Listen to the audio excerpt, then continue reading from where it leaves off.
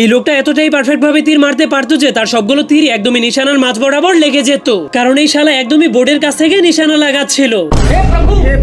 আর এই লোকটাও একদমই পারফেক্ট ভাবে বলে নিশানা লাগিয়ে দেয়, যার ফলে সবগুলো বল একসঙ্গে এই ফুটোর দিকে যেতে শুরু করে দেয়, কারণ সে সবগুলো বলকে একসঙ্গে সুপার গ্লু দিয়ে লাগিয়ে রেখেছিল।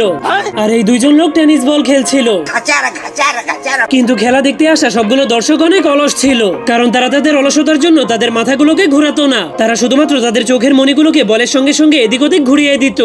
আর এটা হলো দুনিয়ার সব থেকে বড় বরফের পাহাড়, এই জন্য যারা সেখানে স্কেটিং করতে আসতো তারা প্রচন্ড ভয়ে থরথর করে কাঁপতে শুরু করে দিত।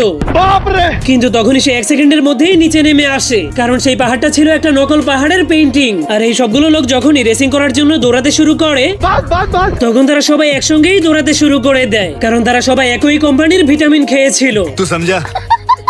আর এই মেয়েগুলো সাঁতারের রেস করতে শুরু করে, কিন্তু তখন হাজার হাজার মানুষের ভিতর থেকে একটা জল পড়ে সেই রেসটাকে জিতে নেয়। আর এই লোকটাকেও সাঁতারের রেস করানো হচ্ছিল, কিন্তু এই শালা সাঁতার না পারার কারণে সে অল্প একটু পানির মধ্যে সাঁতার কাটার ভান করতে শুরু করে দেয়।